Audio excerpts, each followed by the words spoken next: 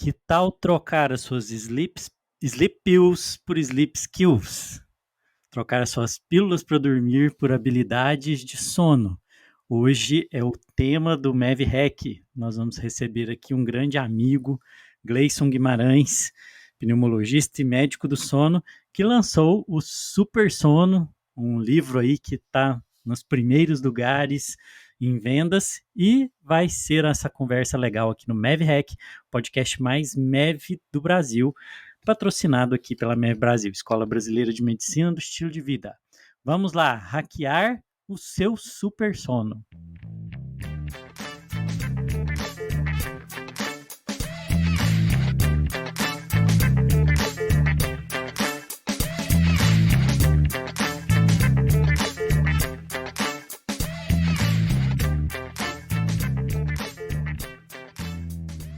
Vamos lá, a conversa hoje vai ser bem essa. Comecei metendo o pé na porta, como a gente diz, trocar as suas sleep pills por sleep skills. Gleison, seja bem-vindo novamente ao MevRec. Muito bom estar aqui mais uma vez, Luiz. É um prazer enorme fazer parte, né, dessa história de vocês. E eu acabei de falar para você, né, o quanto que eu já aprendi com o MEV Brasil, quanto que eu adoro estar nessa escola. Então é um prazer enorme mais uma vez conversar com você. É um prazer imenso ter você na nossa escola, né, Gleison? Eu acho que a gente tem conseguido aí ter dentro da nossa tribo da medicina do estilo de vida uma turma de peso. E o Gleison tá aí, né? É pneumologista, médico do sono, lá de Macaé, né, Gleison? Isso aí, pertinho do E Rio. pertinho do Rio. E o Gleison, ele lançou um livro, Super Sono, tá até aqui perto do Albert, aqui do meu lado, né, pela editora Gente, está lá com ele, em que o Gleison vai falar um pouco nesse livro, ele fala da importância do sono e de um tema que a gente gosta muito de trabalhar aqui, está dentro da nossa visão de medicina do estilo de vida na MER Brasil, que é pensar não só os pilares, as dimensões da medicina do estilo de vida, mas as habilidades do paciente. A gente até já fez um episódio sobre isso, né? Em vez de falar de pilares, falar de habilidades. E o Gleison, ele vai colocar aí no livro as sleep skills, habilidades de sono, e é esse o tema. A gente vai apresentar um pouquinho do livro dele e focar aí nas sleep skills. Gleison, conta pra gente, como é que está sendo a trajetória de ter se tornado um autor best-seller? Primeiro eu acho que consagra o nosso propósito, né, Luiz? Você como educador sabe também disso, né? O quanto que é importante que a gente realmente passe para as pessoas, passe a importância de alguns temas muito relevantes para a nossa vida. Porque quando a gente conhece, né, eu acho que o primeiro passo é a informação mesmo. E quando a gente tem a informação, a gente realmente pode despertar esse desejo de mudar, né, de conseguir fazer com que a nossa realidade mude. Então, falar de sono como um alicerce da saúde, né, como dentro das habilidades lá que eu aprendi com vocês e eu falo hoje muito mais do que eu falava antes, eu realmente considero o sono como um alicerce. A gente chegou a essa conclusão conversando juntos, né? Então, é uma grande oportunidade ter escrito o Super Sono, porque eu entendo que através dele, né, Super Sono, por que dormir mal está atrapalhando todas as áreas da sua vida e como resolvê-las, essa é a proposta do livro, esse é o propósito que coincide com esse propósito da minha vida, que é fazer com que as pessoas respirem e durmam melhores. O Super Sono me ajuda nisso. Então, e eu espero que ajude na realização do meu propósito, né? E que, na verdade, reverbere com o maior número de pessoas, porque não eram todas as pessoas que conseguiam acessar o Gleison no consultório, né? Na clínica, no ambulatório, mas acho que através do livro eu consigo democratizar muito mais esse conhecimento que eu acho que é fundamental para que a gente realmente desperte o desejo e siga, e engaje.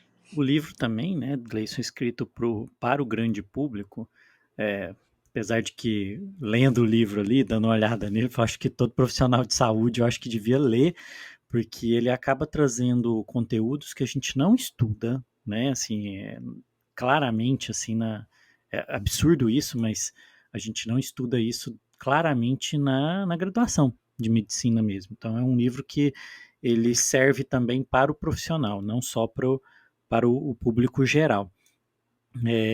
Então acaba que você traz, né, para o topo da conversa, para a discussão, para o público mesmo, né, para o assunto, para o grande público, um tema extremamente importante e pouco discutido, né?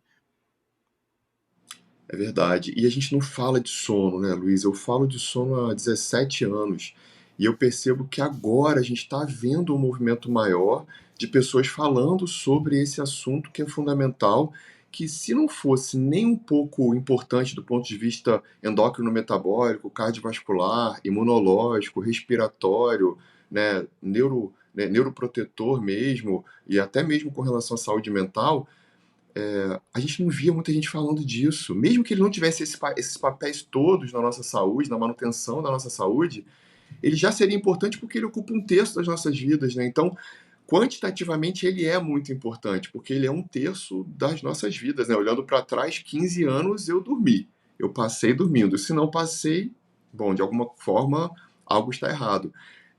Mas ele também oferece um papel fisiológico no meu estase corporal, né, em todo o equilíbrio de nossas máquinas celulares, que é fundamental.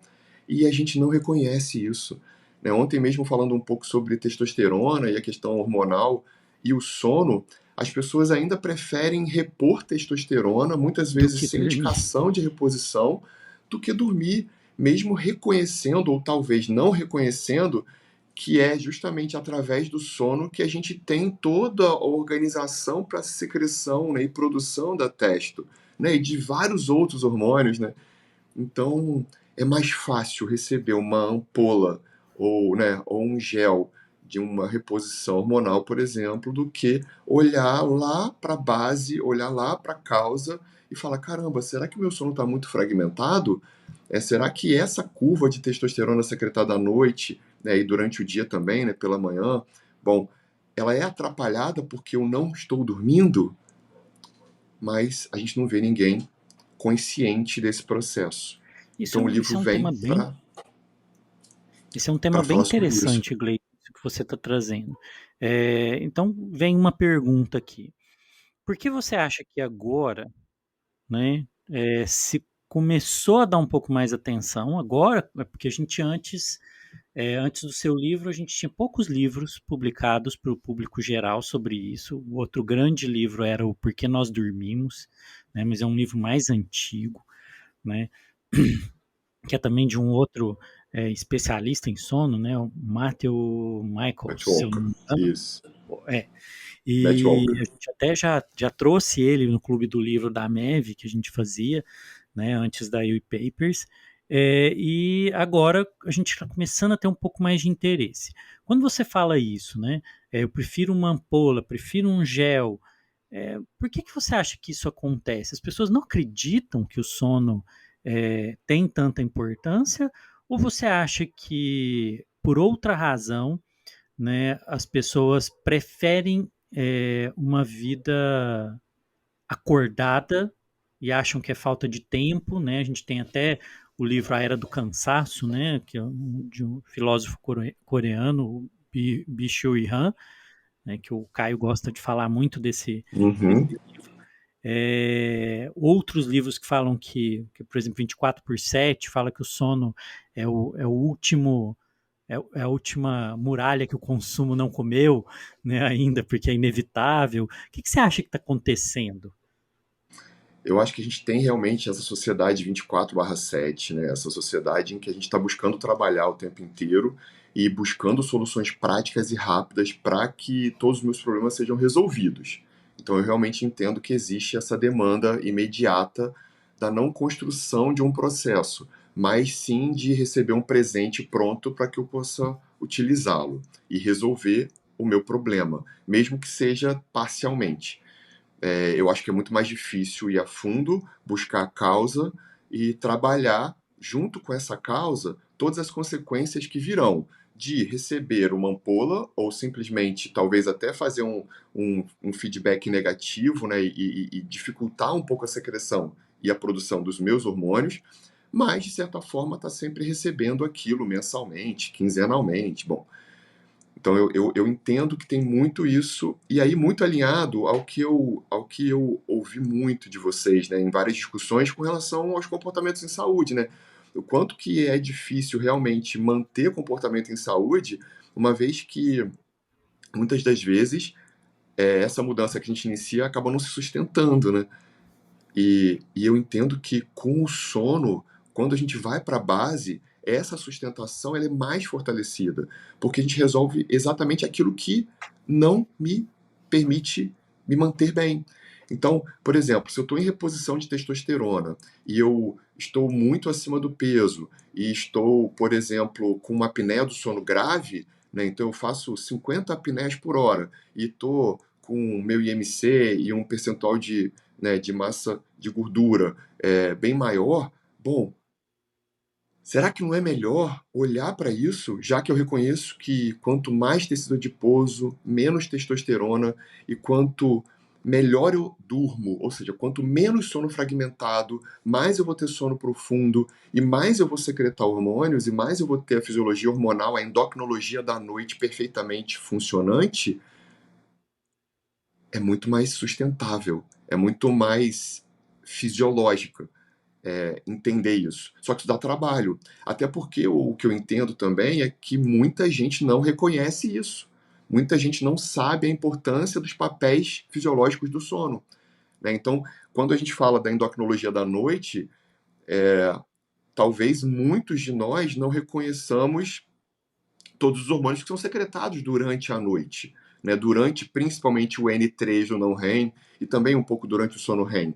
Então, durante as fases profundas do sono, principalmente o N3 do não REM, será que todo mundo reconhece, né, que a gente tem GH liberado durante a noite, que a gente tem testo, que a gente tem outras corticotrofinas, né, mesmo cortisol, né, que acaba acontecendo ali na segunda metade da noite, que a gente tem o antidiurético, né, a vasopressina, ou seja, vários hormônios que são secretados, como o TSH. Então, a gente precisa da noite, a gente precisa da noite boa, né? Porque e reconhecer isso, um sono fragmentado e um sono normal, né? Um sono que é mais que obedece os ciclos de profundidade, o sono que tem, né, uma continuidade maior, não é uma fragmentação tão grande, por exemplo, proporcionada pela apneia do sono ou pelos movimentos de pernas periódicos da síndrome dos movimentos periódicos de membros, que é um outro distúrbio do sono, dessa vez motor do sono, ou mesmo o bruxismo, ou mesmo outros ladrões do sono que eu cito no livro, que fragmentam o meu sono e que acabam impedindo essa secreção hormonal que deve ser persistente, permanente durante a minha noite, quando o meu sono é bom.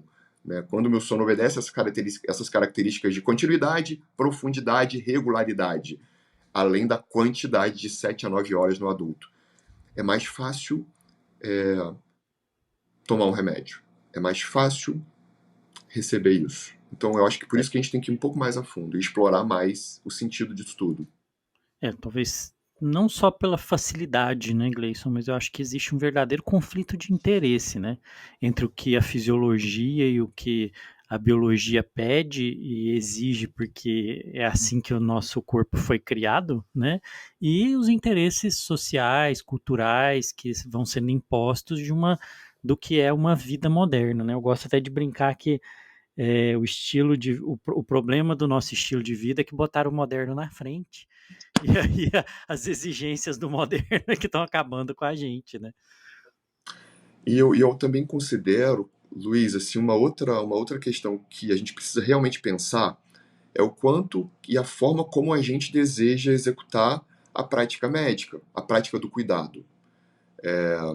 Isso é desafiador, porque não tem nada de errado com os ganhos financeiros que todos nós temos com a prática, né, do exercício da nossa profissão, mas eu acho que a forma como a gente chega lá diz muito sobre quem a gente é. Então, talvez privilegiar muito mais esse cuidado, esse autocuidado e essa autoconsciência de despertar no indivíduo aquilo que realmente ele precisa antes de receber uma medicação. E aí a gente coloca numa panela tudo aquilo que a gente reconhece como sendo muito forte nas mudanças de estilo de vida e o quanto que isso consegue realmente mobilizar o indivíduo. E o quanto que isso consegue realmente fazer com que o indivíduo tenha a transformação que muitas vezes ele deseja, sendo muito construídas através dele, por ele, para ele, com o desejo dele, respeitando a autonomia dele. Eu acho que isso é muito valoroso para muitos de nós. E o que eu entendo enquanto professor, né, professor aqui da universidade, é que o que eu tento muito demonstrar é exatamente isso. Vamos na base, vamos na causa, vamos entender o indivíduo, vamos entender as necessidades dele, mas não somente com medicações que vão resolver muito nos processos de doença aguda, mas nos processos de doenças crônicas, que é quando a gente realmente entende que todo o processo de estilo de vida faz total diferença, que tal nos envolvermos mais no engajamento da mudança de estilo de vida, dessa transformação que esse indivíduo precisa, ao invés de somente dar um remédio para insônia, né? Ou dar exatamente o que muitas vezes o paciente, por desconhecer as causas e tudo aquilo que tá no emaranhado da construção de um indivíduo insone, se a gente aborda isso, a gente consegue estabelecer de uma forma muito mais consistente e eficiente, junto da autoeficácia dele, se a gente conseguir construir isso aos poucos, um resultado muito mais persistente, muito mais perene, né? Um resultado muito mais gostoso, de que ele vai olhar para trás e vai falar: caramba, isso tudo eu tive ajuda, mas eu que construí. Então eu acho que é maravilhoso, né? A gente tentar mudar um pouco isso. Isso é legal, assim, a nossa prática, ela é a expressão do nosso conjunto de valores, né, daquilo que a gente pensa. Então, sim, o paciente quer um resultado e a gente quer oferecer esse resultado para ele, mas o como a gente chega no resultado tem uma diferença muito grande, né, o caminho para chegar lá, né, não é só chegar no lugar, mas a estrada que você percorreu. E às vezes essa estrada em que nós vamos em cima das pílulas, né? Ela traz uma visão de mundo muito diferente dessa visão de mundo de dar à pessoa o treinamento daquilo que ela tem como recurso interno dela, né? Aquilo que a gente chama de ativos de saúde. Né? Ela tem ativos de saúde, ela tem dentro dela internamente a capacidade de construir a saúde, mas a gente pode também fazer isso de um meio externo. Às vezes é necessário, sim, mas a gente tem que ter cuidado quando a gente não usa os ativos de saúde internos e vai para o recurso externo muito antes da hora. Então, reposição hormonal, a enxurrada de gente tomando melatonina agora, como se fosse igual a minha mulher brinca, é como se fosse balinha agora, né? Então, o quanto isso diz sobre como nós cuidamos do outro, né? O quanto isso diz sobre a nossa visão de mundo. Perfeito. Achei muito legal uma coisa que você trouxe no livro, Gleison, já que a gente está falando do uso dos recursos internos ou dos recursos externos, que é aproveitar as sleep skills ou desenvolver as sleep skills. Eu lembro que na época que a gente estava montando o Mav Clinic, eu procurei e achei isso num único artigo, não tinha achado outra referência na literatura, não sei hoje como está, mas achei muito legal que você agora traz esse conceito de sleep skills para o grande público, né? E talvez isso aí ajude a influenciar também a formação do profissional, né, que desperte a curiosidade para esse tema das habilidades. Então a gente começa com isso, eu vou pedir para você explicar o que são sleep skills e daí a gente começa a falar um pouco do livro, do conteúdo do livro mesmo. Quando eu levei para a editora a minha vontade de trazer de forma um pouco mais minuciosa, um pouco mais clara, um pouco mais passo a passo, todas aquelas habilidades que o indivíduo precisa realmente desenvolver se ele deseja a transformação no sono, se ele deseja dormir melhor. E o conceito Sleep Skills, a primeira reação foi: caramba, isso eu acho que é legal. Eu falei: então, estou escrevendo sobre. Porque realmente a ideia, né, e aí no super sono, é fazer com que essas habilidades que todos nós precisamos desenvolver reforcem a importância do sono, claro. Então, o primeiro conceito, tanto que a primeira parte do livro fala exatamente do quanto é importante dormir bem, para que a gente realmente, uma vez que o desejo está posto, né, o desejo de dormir melhor esteja posto, a gente realmente comece a construir, o que que eu preciso fazer para que a gente chegue, né, na comemoração de ter um sono muito melhor. Então essas são as sleep skills, né, são as habilidades na construção de um sono, de uma noite de sono muito melhor, e isso entende-se como uma noite de sono reparadora, restauradora, que envolve tanto os conceitos de quantidade, então a gente precisa trabalhar habilidades para ter tempo de sono adequado para cada faixa etária, reconhecendo todas as variações, não só de cronotipo, né? Então as variações dos cronotipos com relação à duração de sono. Então a gente sabe que temos variações aí de cronotipos com relação a dormidores curtos e dormidores longos, e os dormidores intermediários. Então, tem gente que pode e tem um dia bom mesmo dormindo um pouco menos, e tem gente que tem um dia bom só dormindo um pouco mais, mas são os extremos e são a imensa minoria. E a gente também tem, respeitando toda essa questão, desenvolver habilidades, mas entendendo a individualidade né, do ser, os cronotipos matutinos, intermediários e vespertinos com seus extremos também, né? Os extremos matutinos e os extremos vespertinos. Então, E reconhecendo cronotipicamente tudo e desenvolvendo habilidades, reconhecendo tudo isso, é muito interessante porque a gente consegue ajustar passo a passo a construção aí, disso.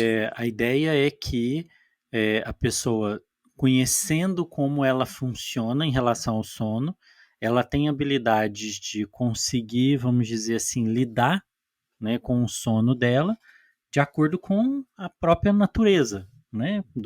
A gente tem um Mav Hack aqui sobre crononutrição, que a gente discutiu com a professora Cibele, aqui da Universidade Federal de Uberlândia, sobre essa questão dos cronotipos e alimentação, né? E é bem interessante isso, né? A partir desse cronotipo, a pessoa fazer boas escolhas, né?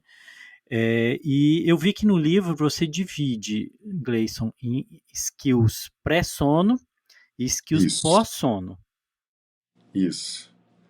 Então, no livro, respeitando toda a individualidade, como a gente falou, eu dividi em o que, que a gente pode fazer antes de dormir. Então, o que a gente precisa reconhecer é que as nossas noites são construídas durante os nossos dias.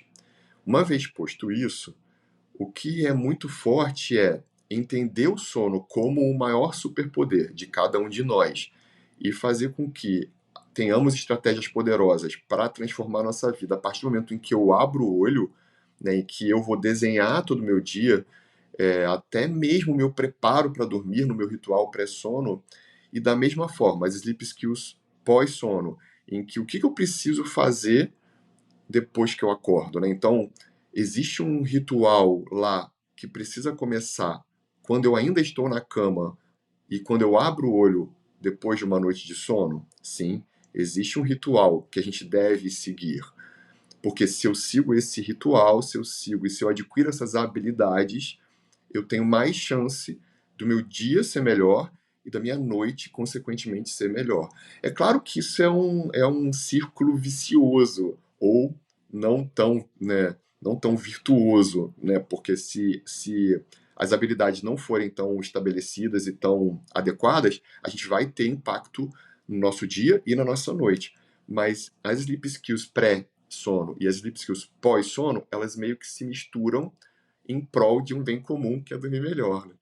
Mas eu acabo dividindo isso para trazer um pouco mais de clareza, naquilo que eu preciso pensar desde o início da minha manhã e aquilo que eu também preciso pensar, no final do meu dia. E o que eu preciso pensar nesse caminho? Dá uma ideia para a gente de quais, uma geral do que é esse construir durante o dia. Eu acho que primeira coisa, uma vez que eu estabeleci o meu cronotipo, né, em duração e em preferências, porque muita coisa depende dele, a gente precisa ter alguns conceitos. Primeiro, o conceito do quanto o movimento e as outras habilidades em saúde são fundamentais para a construção de um sono bom. Então, como sleep skills pré-sono, a atividade física diária é muito importante. E a atividade física diária, ela é importante sempre obedecendo um relógio biológico pré-estabelecido, que vai depender muito das minhas habilidades em construir essa possibilidade. Então, a atividade física ajuda muito no sono. Os estudos são muito categóricos em promover isso, mas o ideal é que a gente tenha atividade física regular. Da mesma forma, que ela precisa ter atividade física aeróbica, mas também força, resistência, porque um conjunto dessa habilidade ideal acaba promovendo melhor qualidade do sono, apesar dos estudos ainda não estarem totalmente seguros de qual tipo de exercício acaba ajudando ainda mais o sono. O que a gente sabe é dormir bem exige, de certa forma, atividade física e movimento e de horários mais regulares. Um outro ponto é a nossa alimentação, por exemplo. Quanto mais regular é o nosso dia, mais regular é o nosso sono. Então, a nossa alimentação, além de sabermos que a gente precisa sim ter um café da manhã que nos apresente para o dia, da mesma forma que a gente precisa respeitar esse horário de sono como sendo um limite para que a gente não se alimente 3 horas antes, 4 horas antes, né? Principalmente quando a gente pensa numa alimentação mais em quantidade maior, também é fundamental. Então, eu preciso despertar meu corpo com alimento e eu preciso também fazer com que o meu corpo não receba alimento pré-sono. Por quê? Porque isso também vai atrapalhar a consistência, né?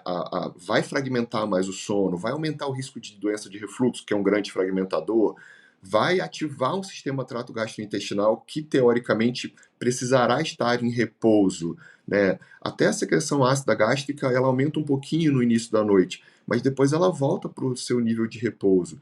Então, todo o trato gastrointestinal não foi feito para trabalhar durante a noite. Não dá para jantar meia-noite e deitar. Então, toda essa recomendação de horários também é muito estabelecida. Essa semana mesmo estava lendo um artigo que saiu recente sobre qual seria, do ponto de vista da análise da qualidade do sono, aquilo que seria mais importante, mais forte. E a regularidade do sono tem despontado como sendo, talvez, e é o que esse artigo propõe, mais importante do que a profundidade do sono, do que a continuidade do sono, ou seja, a regularidade do sono, o fato de dormirmos no mesmo horário e acordarmos no mesmo horário, pode oferecer um fator de proteção ainda maior do que comparado com as outras habilidades, né, para um sono de melhor qualidade. Então, regularidade de horário de alimentação, regularidade de horário de treino, porque são relógios biológicos secundários.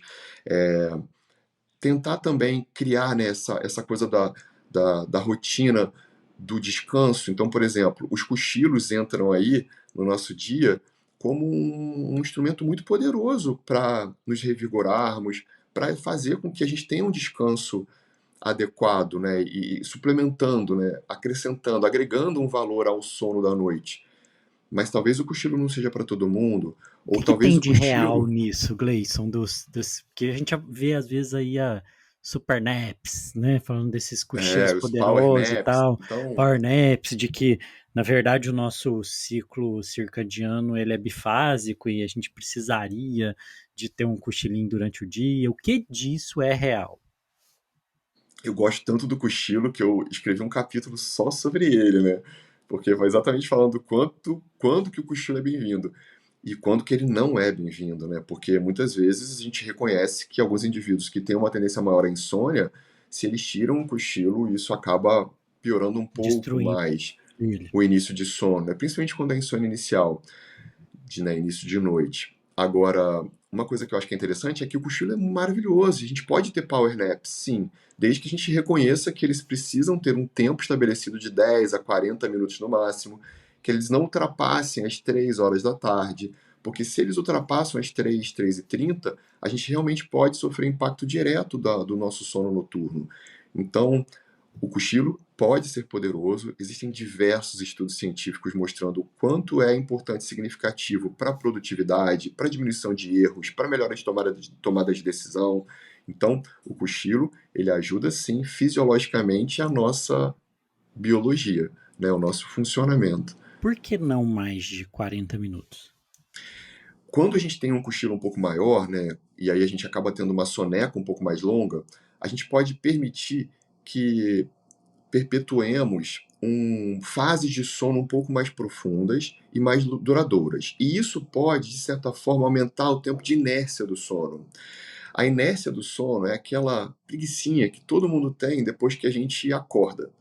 Então a inércia é, calma aí que eu tô pegando, né? Aquela coisa, tem gente que acorda, uou, levanta da cama, pula Aquelas pessoas e faz isso. insuportáveis, né, que acordam felizes. É você, Gleison. Tem gente que acorda e precisa, não me dá bom dia. Espera um pouquinho, eu preciso de um tempo. Essa é a inércia. Algumas pessoas têm maior inércia, outras pessoas têm menor inércia e tá tudo bem. Desde que não sejam casados, tô brincando. Não, a minha mulher tem essa inércia e eu acordo assim, pum, pensando em 500 coisas. Ela Eu gasta um tô vendo. tempo para poder começar. Aqui em casa é a mesma coisa. Então, assim, é muito engraçado, porque é uma energia diferente. Então, a inércia Sim, faz com que a gente tenha um menor volume de pensamento, um menor volume de atividade, uma menor força motora, né? Uma menor capacidade para enfrentar o dia. Isso às vezes demora um pouquinho. Tem gente que tem uma inércia de 1 minuto, tem gente que tem inércia de 10 minutos, tem gente que tem inércia de 2 horas. E aí a soneca mais longa pode aumentar o tempo da inércia. Então, o maior crítico da soneca mais longa, acima de 40, 50 minutos, é exatamente a possibilidade de aumentar a inércia de sono e fazer com que a minha tarde, aquela coisa que certamente você já ouviu, Luiz, ai, depois que eu durmo à tarde eu acordo pior, prefiro nem cabeça dormir. ruim, né? Assim, parece que você tá sedado, né? Isso, Tem gente que exatamente, queixa de dor de cabeça.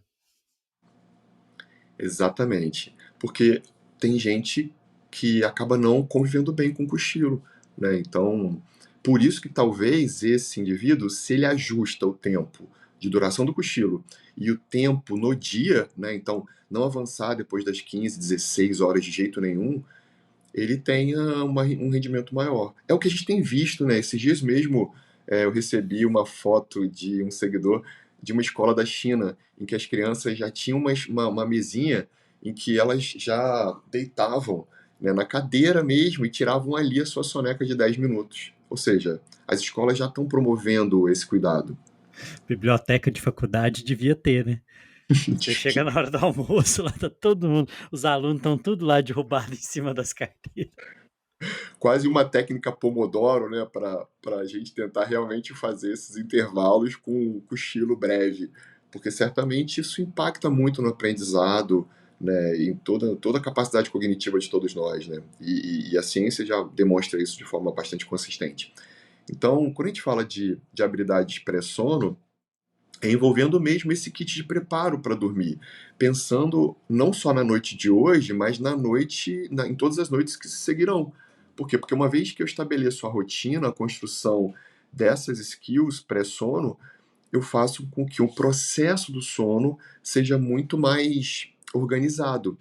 E, e aí é quando eu cito também no livro os rituais de relaxamento, né? Todas as técnicas que, de certa forma, podem aumentar mesmo a minha conexão corpo-mente e da atenção plena do quanto que eu estou aqui nesse momento, para que os pensamentos ruminativos não venham, né, para que tudo aquilo que invade e gera mais ansiedade pré-sono, muita gente sofre de ansiedade pré-sono, e o quanto de instrumentos que a gente hoje dispõe, não só no mindfulness, mas na oração, né, mais na conexão com aquilo que é sagrado para você, né, que é sagrado para cada um de nós, é, todo esse exercício faz com que a gente organize nossos pensamentos, né, com que a gente organize essas ruminações.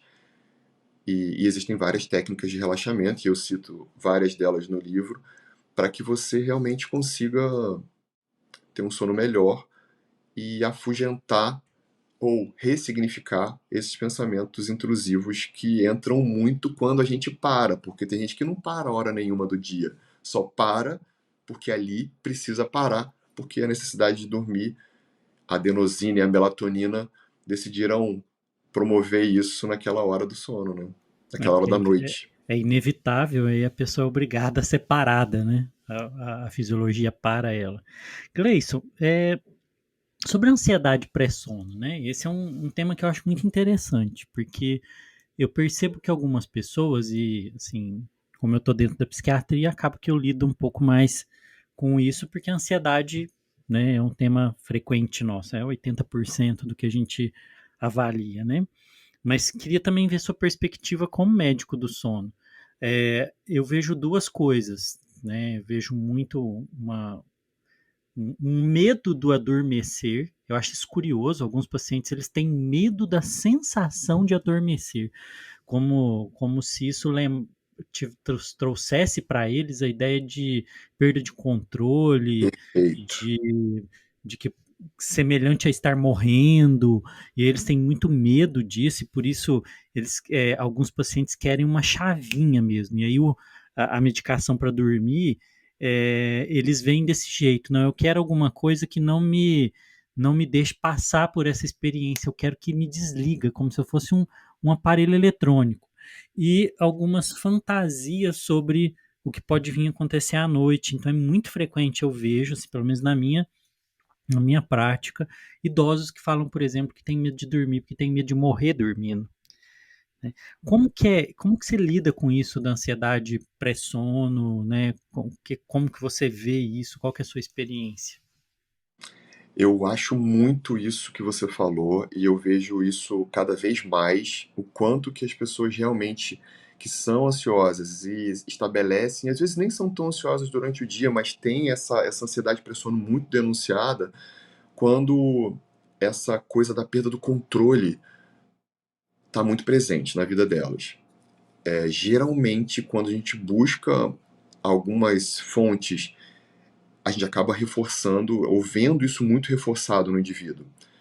Então, indiscutivelmente, é um momento de entrega. É um momento em que eu estou sem o menor controle, uma vez que eu estarei entregue aos braços de Morfeu, em breve.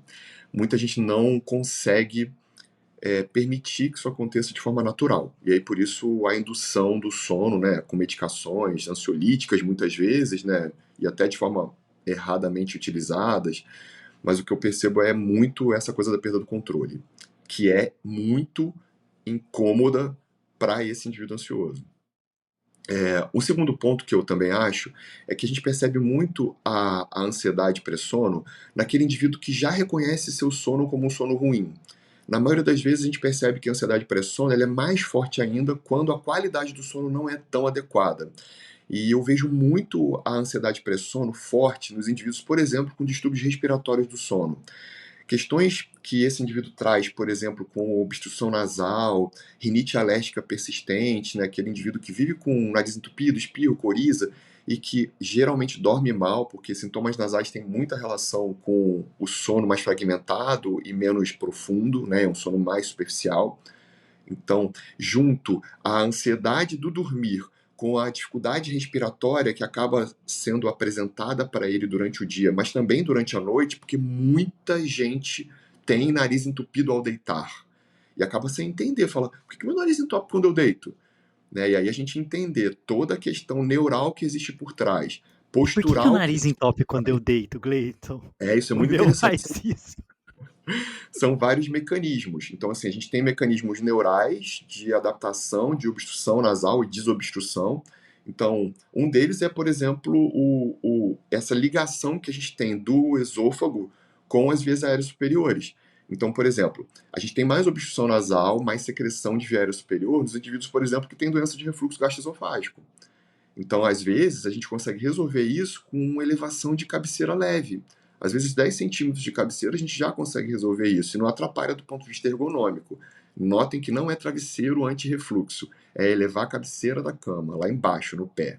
Não é dobrar Uma... o pescoço da pessoa, né? É Exatamente, levantar porque vai mesmo. obstruir mais ainda a via aérea, né?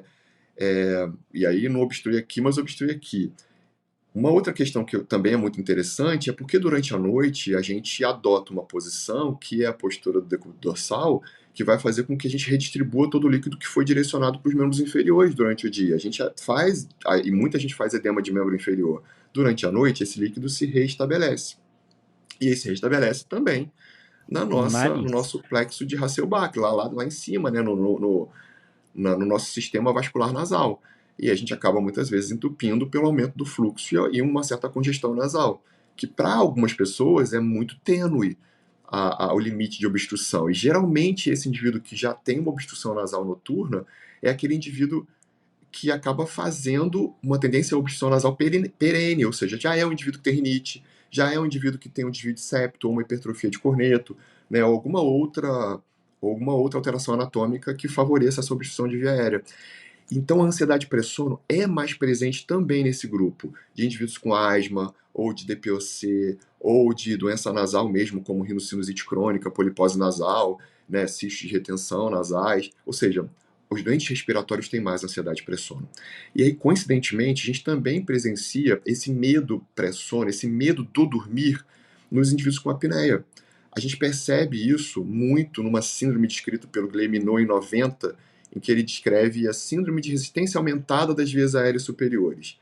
E ele descreve de uma forma muito interessante essa síndrome, em que o indivíduo vai ter um sono fragmentado, mas ele também tem sintomas durante o dia que são descritos por ele naquele momento, né, na descrição da síndrome, e a gente presencia muito essa síndrome, que é um indivíduo que é mais irritado, tem mais irritabilidade, ele é mais ansioso, ele tem muitas vezes hipotensão postural e algumas questões desautonômicas. Então é aquele indivíduo que está sentado, levanta e fica tudo preto, né? Então hipotensão postural é um outro fenômeno mais comum nesses indivíduos com resistência aumentada de via aérea. E a polissonografia não vai mostrar apneia. A polissonografia vai mostrar um sono fragmentado, e essa, teoricamente, resistência aumentada do fluxo do ar pelas vias aéreas superiores acaba não sendo documentada ainda na polissono. O que a gente conseguiu fazer é exatamente na polissonografia detectar o que a gente chama de HERA, que é um esforço respiratório relacionado ao despertar. E aí esse HERA, quando a gente presencia muito isso no exame, a gente fala, caramba, é um paciente que não desatura, né, que não cai a oxigenação, porque as apneias não são longas e ele nem tem muitas apneias, mas ele tem muitos despertares relacionado ao achatamento da curva do fluxo aéreo, Ele tá porque a gente fazendo tem na muita força polissonografia. para dar conta de respirar. Ele não tem Exatamente. E essa apneia força, ainda, mas ele tá malhando para conseguir não exato, ter. conseguir vencer a resistência.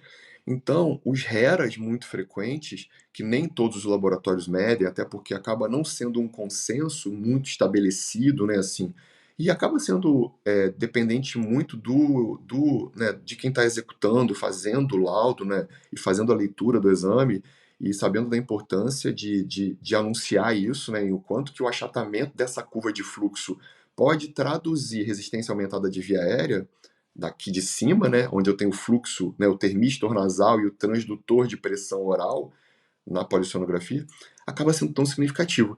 Então, eu acabo observando muito, talvez num viés de seleção, aí nesse viés que eu sou pneumologista, então, de certa forma, as pessoas que me procuram, muitos têm insônia, muitos têm outros distúrbios do sono, mas muito, talvez a maioria, acaba tendo distúrbios respiratórios do sono, como o ronco e a própria apneia e a resistência aumentada, uma prevalência desses ansiosos muito denunciada nesse grupo de indivíduos que já sabem que respiram mal.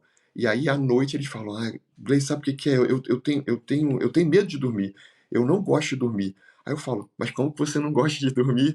Né? Como é que você se sente durante o dia quando você acorda? Não é bom? Não, não, não é bom. Meu sono é muito ruim. Eu acordo pior do que quando eu vou dormir. É como se o corpo dela soubesse o tanto que ela vai sofrer à noite, né? Do tanto que Exatamente. igual a gente conversa com alguns pacientes que têm apneia do sono, e eu tenho apneia do sono, que com a apneia seu corpo sabe que você corre o risco de morrer sem respirar se você dormir. Então é bem razoável entender que você possa ter medo de dormir se você vai dessaturar muito, né, no meio da noite. E a luta-fuga, né, Luiz, assim, durante a noite, que a gente precisa entender lá no mecanismo hormonal, fisiológico, fisiopatológico da apneia, é que durante a apneia eu tenho uma acentuação do sistema nervoso parasimpático, né? Eu tenho redução de Você tem frequência que cardíaca, redução de relaxar, né? pressão arterial, e aí à noite a gente já tem um tônus parasimpático aumentado, mas durante a apneia eu ainda tenho um aumento desse tônus parasimpático, ou seja, às vezes eu faço bradiarritmias, né, nessa apneia.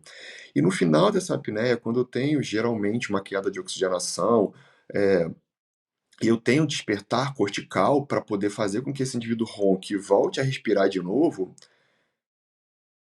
nessa descarga adrenérgica que acontece junto com o meu ronco, junto com o meu despertar, eu tenho uma descarga adrenérgica, né, ou seja, eu tenho uma descarga simpática.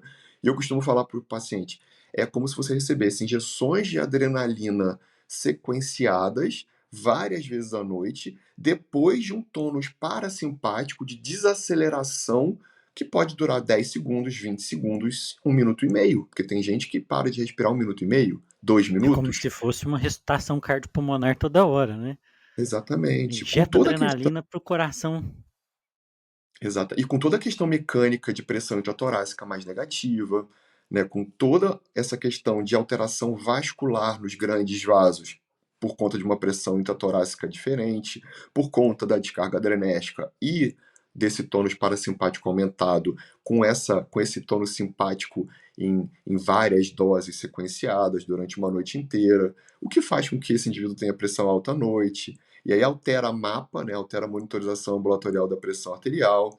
Além de fragmentar o sono, também aumenta a pressão, também aumenta a frequência cardíaca ou diminui, faz aumento de arritmia, bradiarritmia e taquiarritmia, né, mais fibrilação atrial, que é a taquiarritmia mais comum associada à apneia obstrutiva, por exemplo. E aí, o quanto é importante reconhecer todo esse mecanismo para que a gente entenda que respeitar o sono é muito bom. Mas também, muitas vezes, não basta as sleep skills e as, né, tanto pré quanto pós-sono. A gente também precisa olhar se existe algum ladrão do sono, né? Existe algum processo intra-sono que realmente faz com que o meu sono não seja bom? Porque às vezes não é só a habilidade pré-sono, nem a habilidade pós-sono, né? É, tem Mas é um também muito. problema mesmo no funcionamento do sono, né? Exatamente. E aproveitando isso, Gleison, assim, no livro você coloca vários QR codes, né, sobre veja seu cronotipo e tal. E o que a gente precisa fazer para monitorar? O que é o legal que tem para monitorar, para conhecer a qualidade do sono? E depois, emendando nisso, você coloca um capítulo específico sobre tecnologia. Nem sempre ela é ruim, né? Então, o que tem de bom e o que tem de mal na tecnologia sobre o sono? Eu acho que a tecnologia, o maior benefício dela com relação ao sono é trazer consciência desse assunto, trazer consciência e monitorização, desse período na nossa vida que, de certa forma, ficava esquecido de de avaliação. Uma vez que Ninguém eu dava decido atenção, né? exatamente. Porque muita gente acaba e por isso um capítulo dedicado exatamente à tecnologia, porque ela nem sempre atrapalha. Ela realmente pode agregar valor quando a gente consegue, através de vários aplicativos e vestíveis, né, então um relógio, como um actígrafo. A actigrafia é um método diagnóstico na medicina do sono, não só na medicina do sono, mas também usado na medicina do trabalho, bom, em algumas outras estratégias, que fazem com que a gente perceba movimentos durante a noite. Então, a partir do momento em que esse indivíduo está mais parado, o actígrafo não registra o movimento, então esses vestíveis, geralmente relógios, né, eles são exatamente modelos como actígrafos, talvez com alguns sensores maiores, em que a gente pode agregar nesses aplicativos que vão fazer com que a gente tenha tempo de sono, né, duração do sono, estimativas de sono profundo e sono mais superficial. Então, o sono superficial é o sono que eu ainda tenho movimentos. O sono REM é um sono em que eu não tenho movimento. Então, teoricamente, esse indivíduo, quando ele está paradinho, sem movimentação nenhuma, é porque ele provavelmente está no sono REM. Ah, isso é muito fidedigno? Não, isso não é tão fidedigno quanto uma polissonografia. Mas nem todo mundo tem condições de fazer uma polissonografia, nem todo mundo deseja fazer uma polissonografia. Então, o vestível pode ajudar nisso. Né? O vestível também pode medir sons emitidos pela pessoa dormindo. Então, eu consigo ter medição de ronco, eu consigo ter medição de outros ruídos que também são importantes. A gente sabe que a catatrenia, que é a emissão de gemidos ou ruídos, porque tem gente que não ronca, mas fica ou né? Então, tem vários gemidos ou ruídos que acontecem à noite que também podem ser considerados como distúrbios respiratórios do sono. A catatrenia é um distúrbio respiratório que podem ser mensurados pelos vestíveis e pela tecnologia. A gente pode também mensurar a oximetria de forma mais tecnológica e portátil, até mesmo com aparelhos de poligrafia com oximetria e com cinta, para saber se a pessoa está tendo apneia, né, se está tendo queda de oxigenação, qual é o tempo de oxigenação que ela passa à noite, né, durante a noite dormindo com oxigenação baixa. Então, sem dúvida nenhuma, a tecnologia pode ajudar. O que a gente precisa realmente sempre levantar a bola, né, para que a gente discuta muito, porque a gente também reconhece que a tecnologia atrapalha demais, principalmente por conta da luminosidade, por conta do hiperestímulo, por conta da geração de ansiedade nesse indivíduo. E aí, né, se a gente for entrar no mérito de discutir ansiedade induzida por rede social, a gente vai ficar aqui em um novo podcast, mas realmente o quanto que a luminosidade interfere. Semana passada foi engraçado aqui em casa, porque aconteceu uma coisa com o Arthur, e aí eu falei com ele, filho, a partir de agora, a minha exigência é que você não leve o celular para o quarto. Porque eu realmente acho que quando eu vou até o seu quarto para apagar a sua luz definitivamente e, né, dar o boa noite, ele ainda está com o celular direto sobre a retina, né, recebendo toda a iluminação lá para o núcleo supraquiasmático, toda essa comunicação para inibição de secreção de melatonina, postergando essa chegada tão maravilhosa que é a da melatonina à noite. E aí, vamos experimentar isso. Isso tem 2 semanas. E aí ele falou, depois de 5 dias, 7, uma semana depois, semana passada ele falou, pai, é impressionante. Lembra que eu estava reclamando que eu estava dormindo mais tarde? Então, eu só tirei mesmo aquilo que você falou e já melhorou. Eu já estou conseguindo dormir às 9h30. Então, assim, é muito importante, principalmente para um adolescente, né? A gente sabe que o adolescente precisa dormir pelo menos 9 horas, né? É o ideal, de 9, 10 horas de sono por noite. Isso é o ideal para um adolescente. Quando ele começa a dormir 7, 8, a gente vai ter impactos diversos durante o dia, inclusive de rendimento e aprendizado. Então, é na prática observar isso. E muitas vezes essa observação é muito imediata, o quanto a tecnologia realmente pode impactar positivamente ou negativamente. Legal demais. Gleison, eh, a gente percorreu aí um tanto do livro, né? A gente discutiu muitas coisas aqui. O que você acha mais interessante que a gente ainda não falou do livro, né? Que a gente poderia trazer para o nosso público? Eu já te falei isso, Luiz, que assim, o livro teria sido escrito até de uma forma um pouco diferente se eu tivesse feito toda a formação da Escola MEV Brasil antes de escrevê-lo.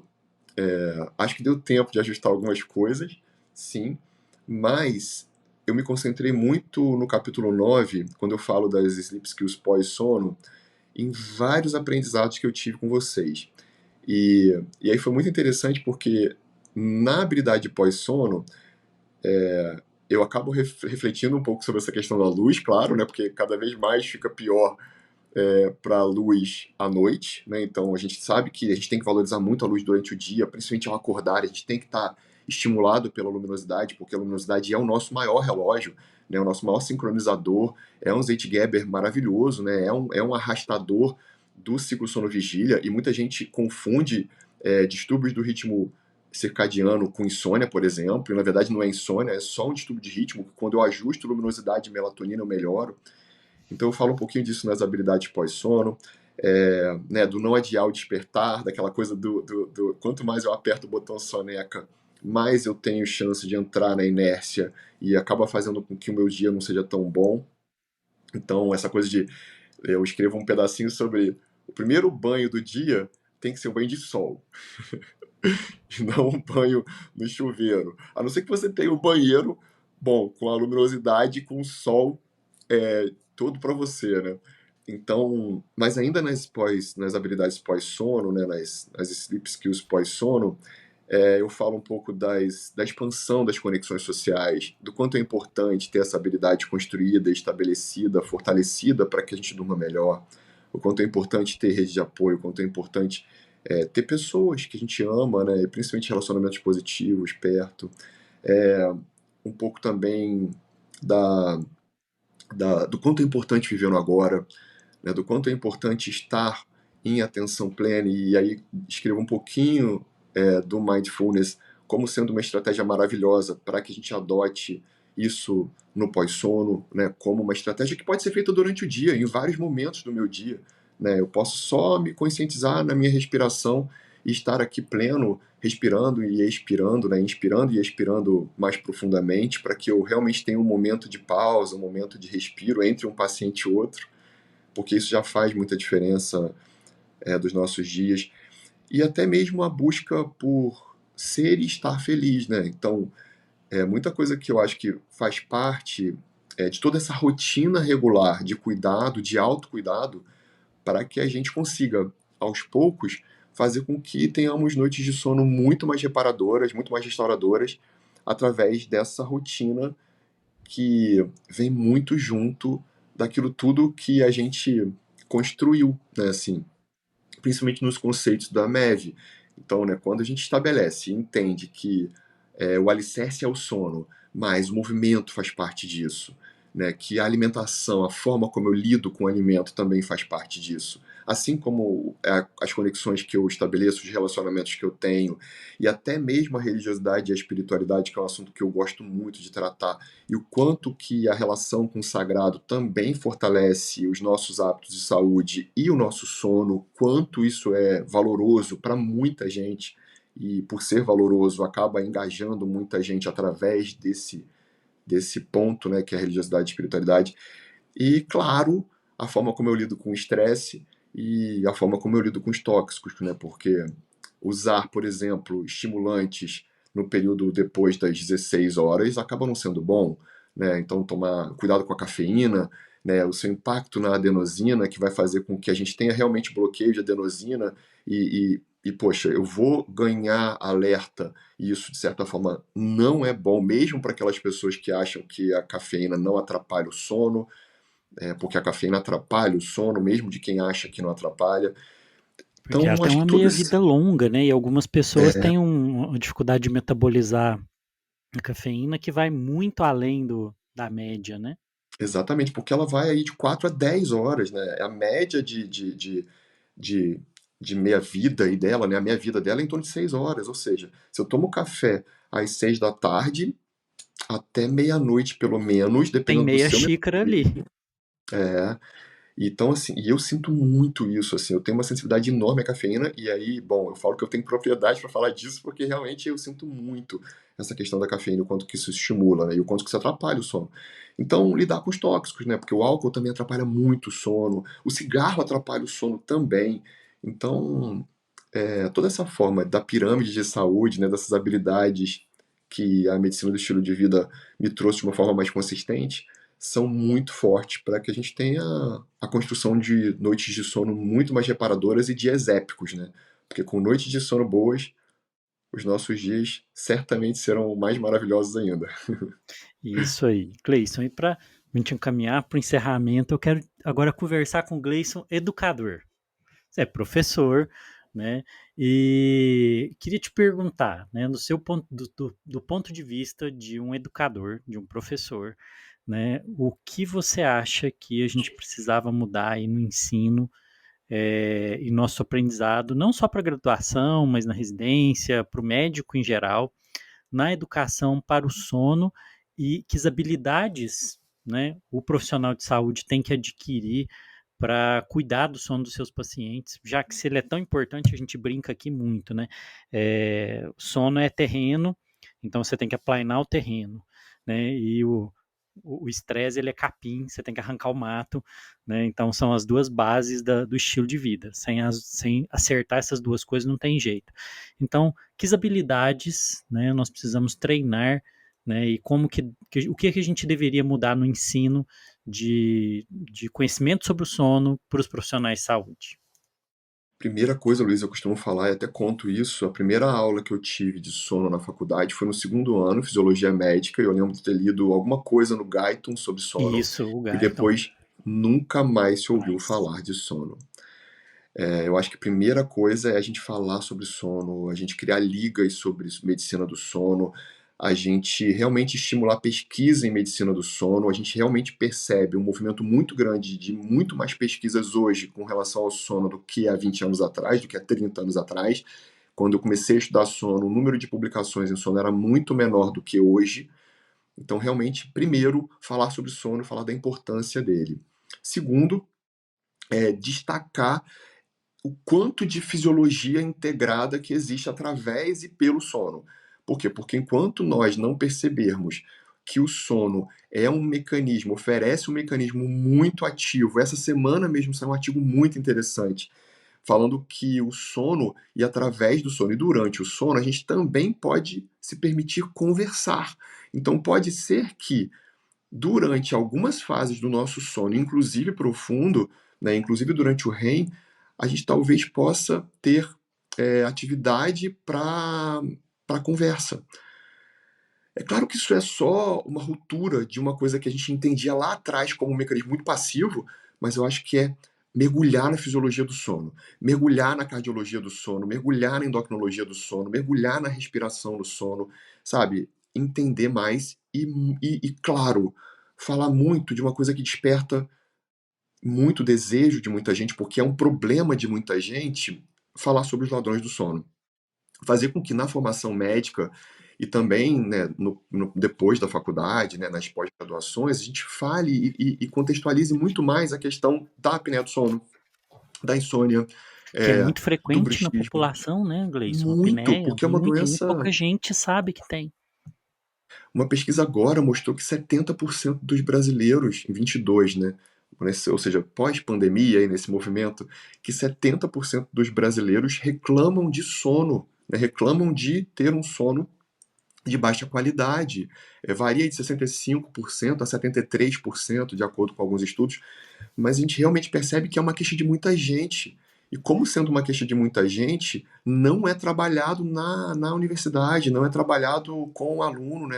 O aluno sai da graduação sem reconhecer os problemas mais comuns do sono, e é claro, quando eu desperto para o problema, eu muitas vezes faço com que esse movimento seja de busca de como eu resolvo esse problema, né? Então, eu acho que é primeiro falar muito mais sobre sono do que a gente fala hoje. Essa é a primeira Ah, atitude. quanto mais a gente vai reconhecendo, né, que os grandes problemas de saúde, eles por trás têm problemas de estilo de vida, fica claro que a medicina do estilo de vida, ela tá, não deveria nem um dia a gente pensar na ideia dela se tornar uma especialidade, mas ela deveria se tornar um conhecimento transversal, né, que todas as especialidades têm que ter. Então tem que ter a pneumologia do estilo de vida, tem que ter a cardiologia do estilo de vida, tem que ter a endocrinologia do estilo de vida, ou o estilo de vida em cada uma dessas, porque são os problemas mais frequentes. Veja, mais 70% das pessoas queixa de um sono ruim, e com essas repercussões todas que você falou durante o episódio, como pode a gente não ensinar isso direito? Como pode a gente não saber isso, né, Gleison? Exatamente. E principalmente, né, reforçando aquilo que a gente já falou anteriormente, o quanto o sono é um alicerce das outras habilidades em saúde que a gente precisa, né, treinar e conduzir e fazer como habilidade mesmo, né? Então, o sono é fundamental. Então, não tem como. Eu falo exatamente isso na contracapa do livro, né? De certa forma, eu fiquei na dúvida se eu colocaria essa frase, mas eu coloquei: sono não é tudo, é só o que importa. Porque eu achei até um pouco arrogante quando eu escrevi pela primeira vez. Mas depois eu falei: eu preciso ter isso. Eu preciso fazer com que as pessoas, ao abrirem o livro, encontrarem com essa frase, né? Por quê? Porque a gente precisa alertar para as questões do sono que são tão comuns, que são tão relevantes, que têm uma importância fisiológica absurda na nossa vida, na nossa qualidade de vida, e que muita gente acha que é só um fechar o olho, um botão on e um botão off, né? Off E, lá à noite, on de manhã e acabou. e que E veem não é isso assim. como algo que é um empecilho para a vida, né? Tem aquelas famosas frases, né? O que você faz da meia-noite às 6? Quem não escutou isso na faculdade? O que você está fazendo da meia-noite às 6? você devia ter estudado, né? Então, assim, até isso, né? Até a quebra de um conceito culturalmente tóxico, né? Então, tem coisas que são culturalmente tóxicas, são toxinas culturais, e que estão aí envenenando, né? Levando as pessoas a um estilo de vida desastroso e perigoso para elas.